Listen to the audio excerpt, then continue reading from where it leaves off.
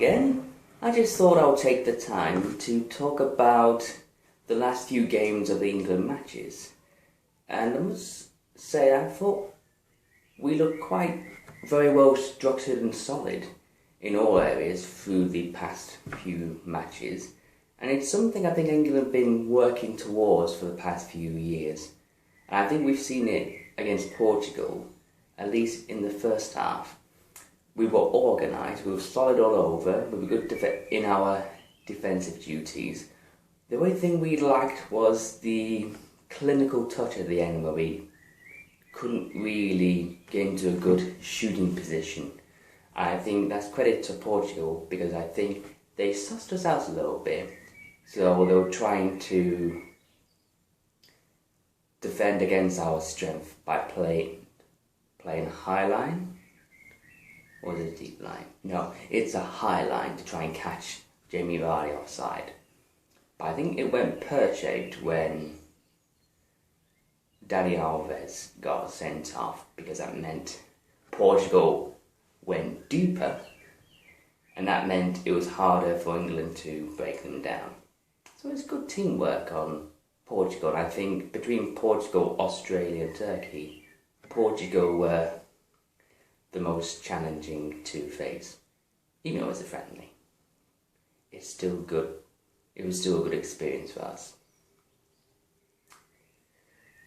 I think I can see where Roy is going with this. He's trying to focus on our strengths, which is in attack, really. I think it's very positive that we got so many options. Before, I think Rooney was always the main striker. But now, along comes Harry Kane, along comes Jamie Vardy, and in the last few months, along comes Marcus Rashford. So I'm being very positive about that. I'm still a bit iffy on Jack Wilshere going now. I mean, he's only played like 3 matches, and I don't think any of them were like, he's not played the full 90 minutes yet. He's not even played the full 90 minutes for England.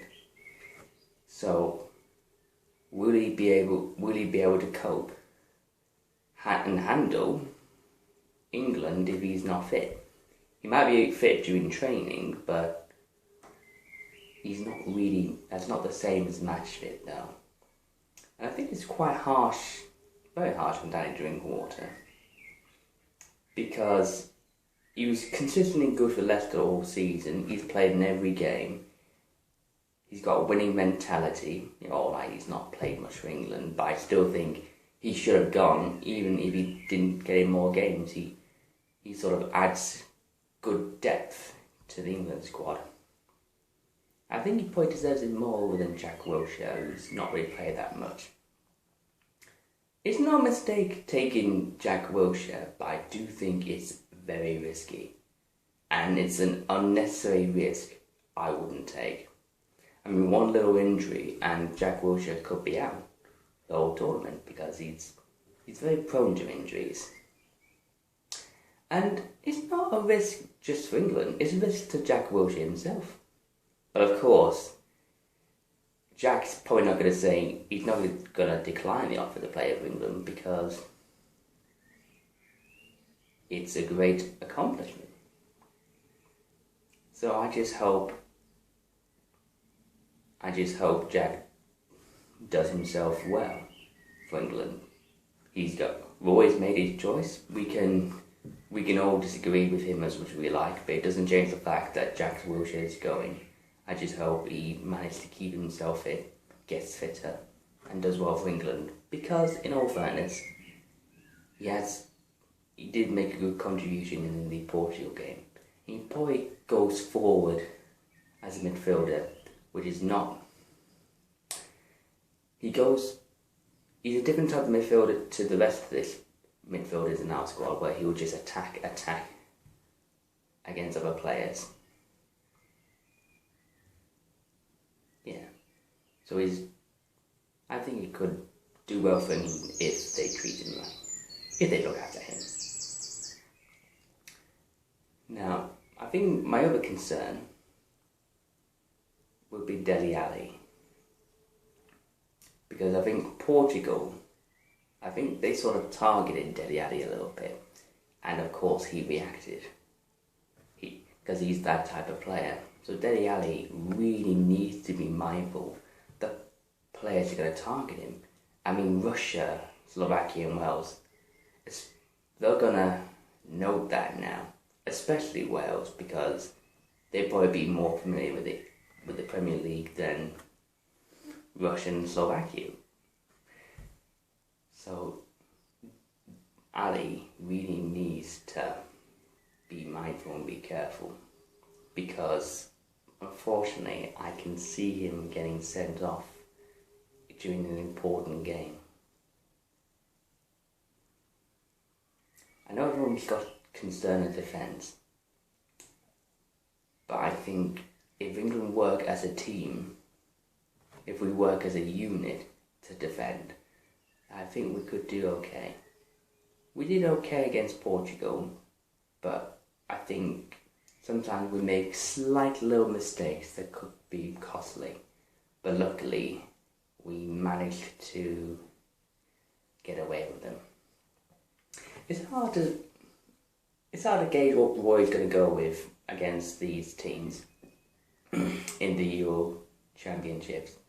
I think it's all about taking one game at a time. Like, he might play one formation in this game, play the other formation in that game. So in one game, Roy might play to his strengths, and then the other game might play to the opposition's weaknesses. I think Jose does that. I think Jose tends to target the weakness in opposition, as well as focusing on his strength. So it's all about taking in one game at a time, I think.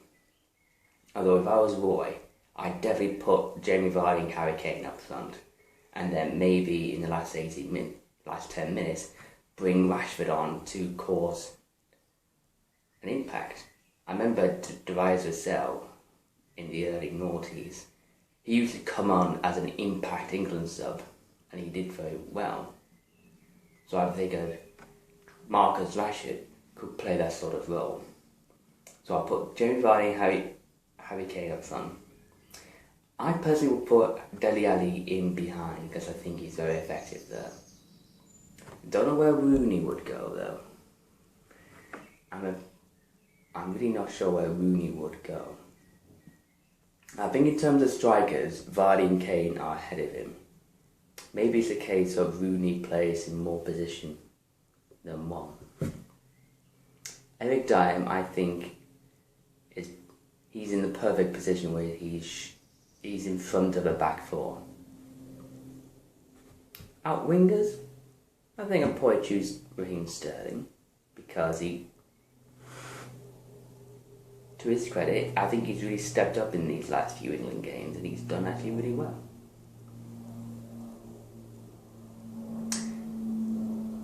For the fullbacks,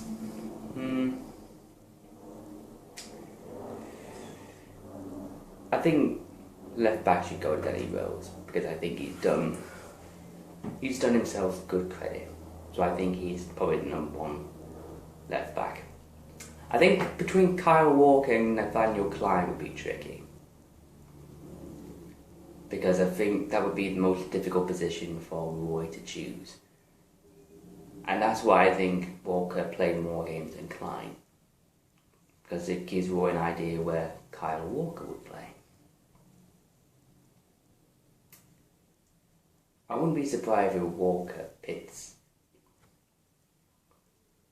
in front of Clyne for the time being, because he has done himself well. I think for the centre-backs, I'll go with Smalling and Cahill.